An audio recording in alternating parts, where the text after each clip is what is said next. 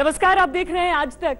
दरअसल ये चीजें देखकर आप सोचेंगे कि किसी फिल्म प्रमोशन के लिए हम यहाँ पर बैठे हैं। फिल्म का प्रमोशन तो नहीं है, लेकिन स्वामी जी, मैं जब किसी इंटरव्यू के बाद सोचती हूँ कि अब मैंने देख लिया स्वामी जी का हर रूप, मुझे कोई नया रूप देखने को मिल जाता है।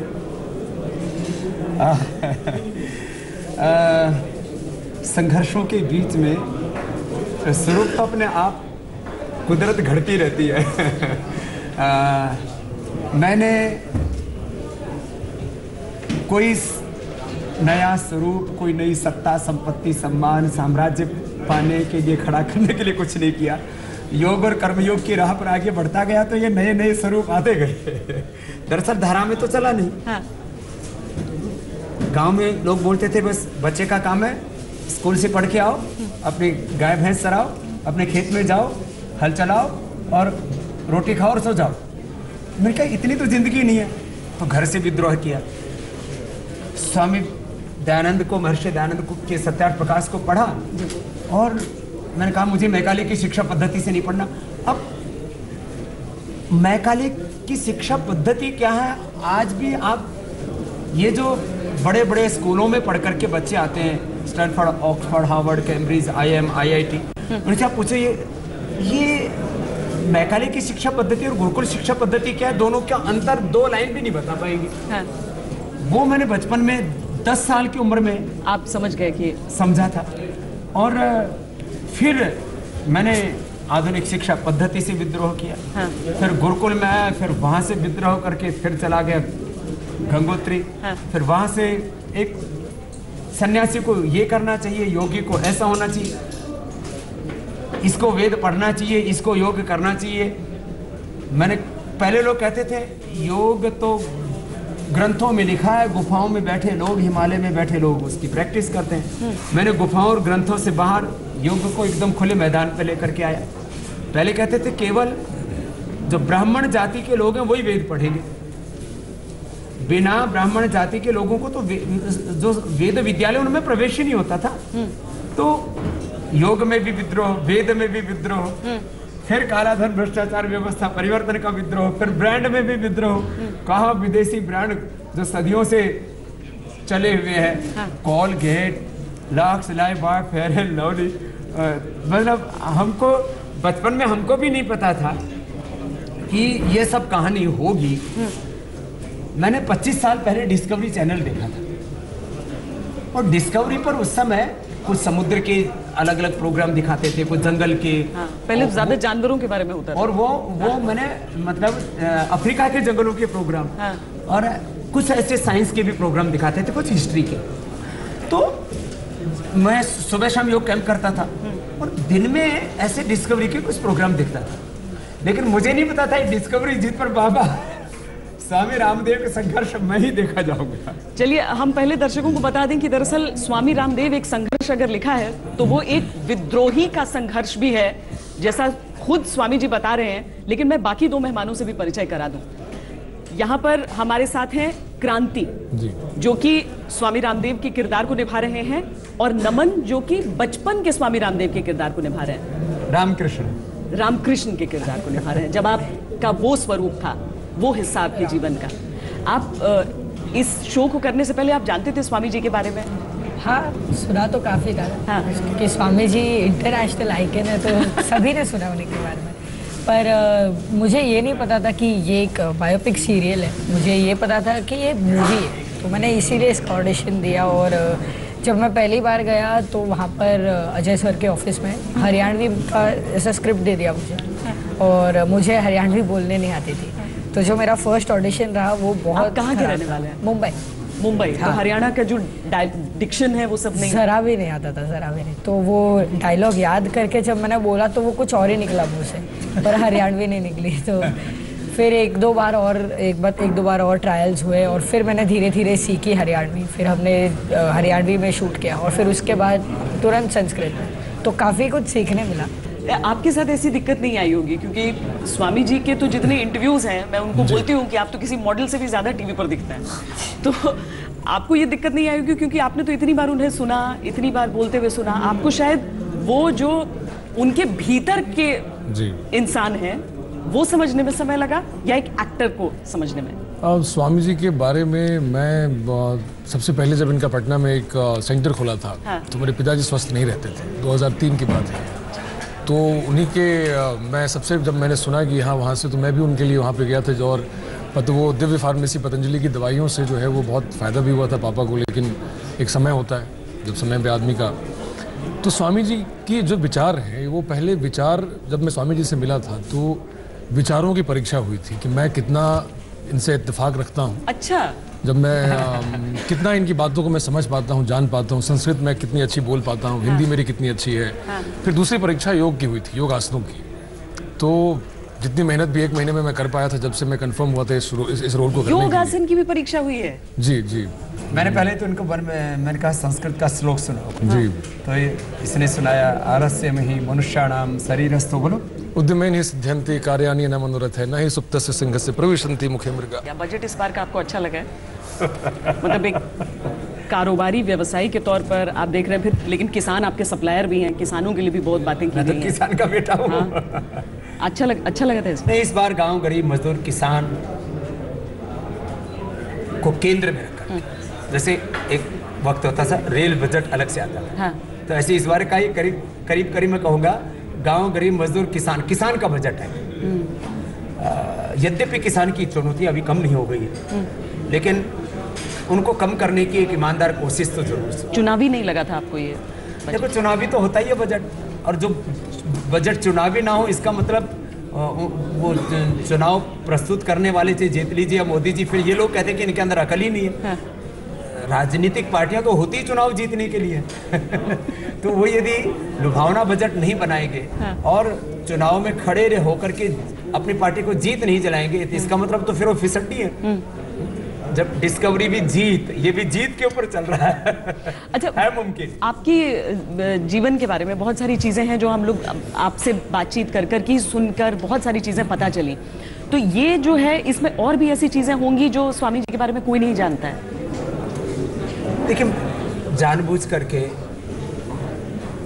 यद्यपि मीडिया जिस घर में मेरा जन्म हुआ उस मातृभूमि तक एक बार नहीं कई बार पहुंचा, लाइव प्रोग्राम किए, वृंदा माता की बहुत कृपा हुई थी जो CPM की है।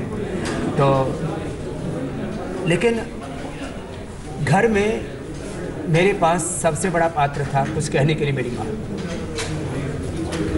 और जीवन में संघर्ष करना सीखा पिता से। अब माँ के बारे में ज़्यादा बात करूँ तो लोग कहेंगे देखो सन्यासी हो के अपनी माँ के बारे में बात करता है, लेकिन मेरी माँ ने मुझे जीना सिखाया। मेरी माँ ने मुझे संघर्षों के बीच में हौसला रखना सिखाया। और जब मैं माँ के पेट में था तब से मेरी माँ को प्रहार मिलते थे, उनको लात मारी जाती थी उनके पेट में। उनके ऊपर कितने अत्याचार, कितना तिरस्कार वो मैंने अपने आंखों से देखा। मैंने अपनी माँ को कम से कम भी नहीं तो 10-15 बार तो अपने ही चाचा ताऊओं के हाथों बहुत बुरी तरह से पिटते देखा है। अभी भी मेरी माँ कभी मुझसे मिलती हैं तो मैंने कहा माँ कैसी है? बोले बेटा जो बचपन की जो चोटें हैं वो दुखती रहती हैं। घुटनों पर बहुत बुरी तरह से लाठियों से, डंडों से मारा गया तो घुटने दर्द करते हैं, उनके हाथों में दर्द होता है, कमर में दर्द होता है। तो मैंने ये चीज़ें अब आम उसमें कभी नहीं बताता मैं, क्योंकि सन्यासी को कहते हैं दूसरा जन्म हो गया। लेकिन ये सच है कि माँ तो माँ होती है, और मैंने अपनी माँ को वो सारे संघर्ष करते हुए देखा है कि खुद भूखे रह करके, एक रोटी खा करके।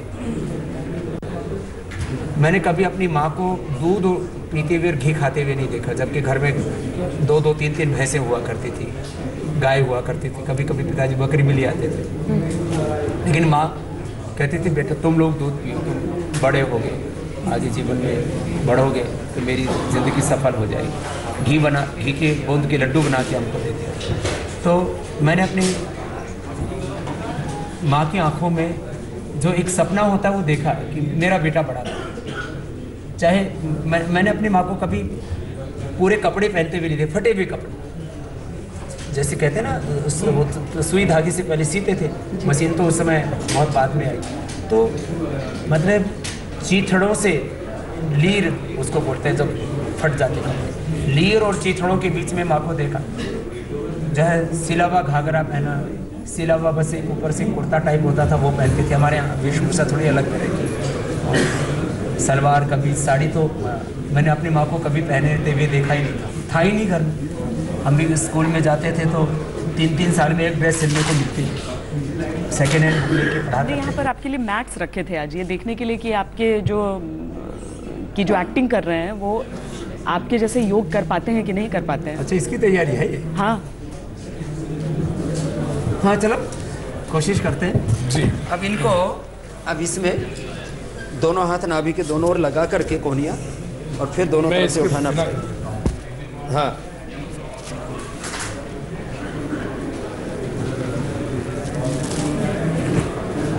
थोड़ी उठाओ। हाँ, ये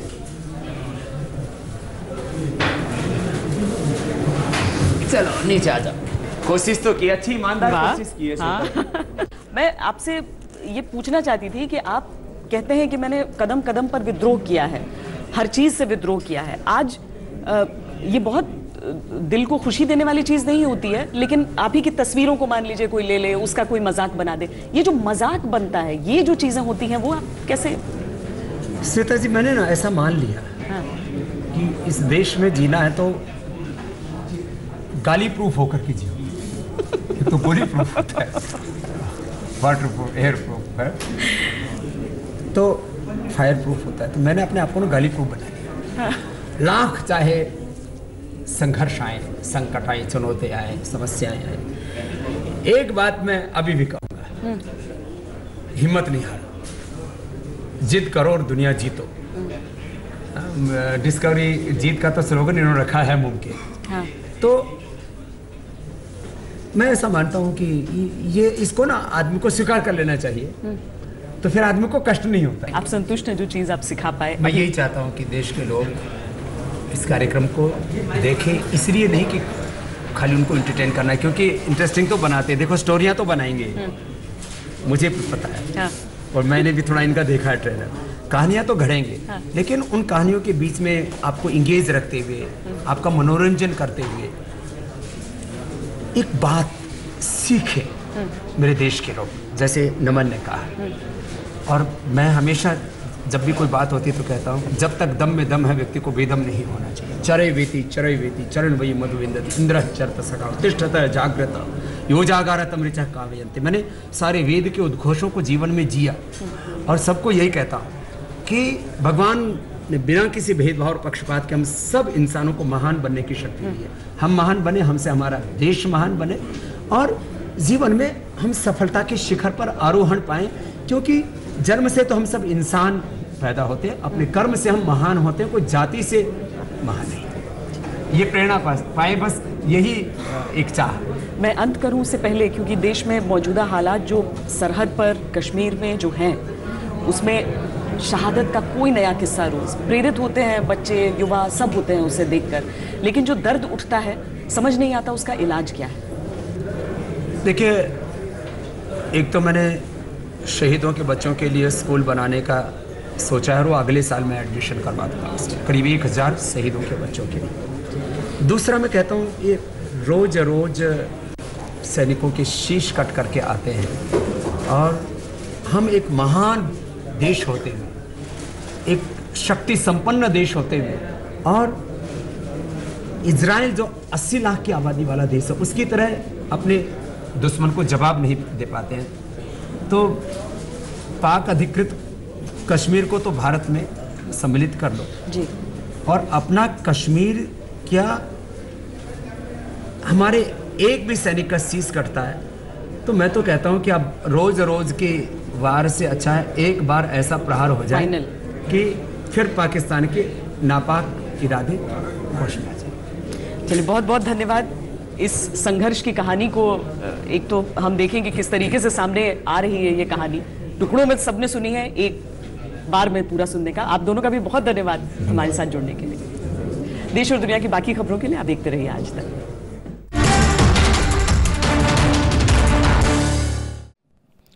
लेटेस्ट खबरों के लिए यूं ही देखते रहिए आज तक।